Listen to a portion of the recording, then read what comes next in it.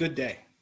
My name is Randy Patterson Jr., and I am a fourth grade paraeducator at Stevens Forest Elementary School in Columbia, Maryland. With great humility, humbleness, gratefulness, and by the grace of God, I come to you as the 2020 Maryland State Education Association's fifth Educator Support Professional of the Year. If you know me and my journey since moving to Maryland, you would know of the ups, the downs, the loss of my dear mother and how she passed, as well as the struggle of looking for work in this new state. The job rejections were a lot, and at the time, my mother, my wife, my family, and friends, as well as my brothers of Phi Beta Sigma Fraternity Incorporated, they all assured me my time will come. I thank them wholeheartedly for being a great support. So grateful for my family, friends, and my brothers. I have always lived a life of service, but I never knew that education was going to be the profession for me. But it chose me, and Howard County took me in and became the place where I could establish relationships and pour into children, teach them life skills, and being an influencer. That's when I developed my why. If it were not for these people, I would not be here before you today. President Cheryl Bowles, MSEA Board Nominating Committee, thank you for this award. Cheryl, as Vice President, you saw fit to come to Stevens Forest and to speak to members and motivate them to get involved. I am forever grateful that you did. Howard County, my home away from home. Colleen Morris, HCA President, HCA Board members, and my fellow members in the county, thank you for this nomination. You allowed me to be a building rep and now on the board of directors of HCA. It has been a pleasure serving with you. To my Howard County Black Lives Matter as school colleagues, my center, I appreciate you all. To my amazing administrators who took a chance on me at Stevens Forest, Ernesto, Tracy, Sharima, Joy, and Katie. Without you, I would not be here today.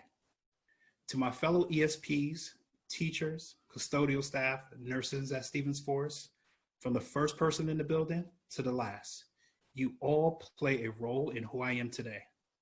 So many thanks. To my heartbeats, my children, you both are the manifestation of what I could never be and my dreams come true. Jaden and Brianna, thank you for continuing to inspire me to do more and to learn more. To my wife, LaWanda, my lovey, my best friend, life partner, confidant, thank you for always being there. Thank you for pushing me and the one I can always count on. Even when I bring home rolls of laminating for you to help me cut and discussing with you all of my bulletin board ideas. I love making bulletin boards, by the way. I love you. Thank you again. As I sit and reflect, I think about the relationships built with students on my first days. My little buddy Christopher gave me a run for my money. My first mistake was coming dressed in a tie, slacks, and dress shoes. Christopher could not say Patterson, so he decided to call me Cinnamon. He would run through the halls and takes his shoes off, all while I followed him. By the end of the day, my tie was off, my shirt was loosely unbuttoned, my feet were screaming, and I was exhausted.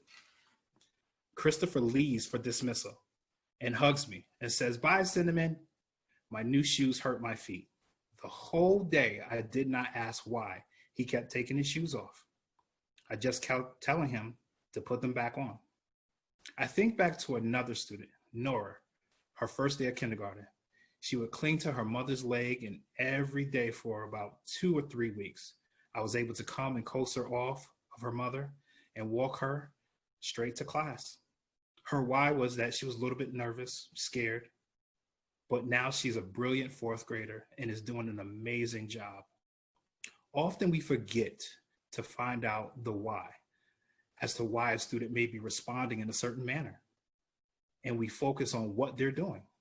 Let's start to focus on the why and continue to affect change. We are in a battle for the souls, hearts, and livelihoods of our members, educators, and students. In November, it's not only the presidential election, but across the country, we are voting for 35 Senate seats, 435 House seats, 11 governor seats, 10 attorney generals, 7 Secretary of State seats, and 280 state Supreme and appellate court seats. However cliche, we have to be the change. Get out and get the word out about voting. It pains me to see the struggles we go through as educators. It's been a tough time and it's impacting everyone differently. But fellow educators, I'm here to encourage you, to tell you, if I can continue the race and fight, so can you.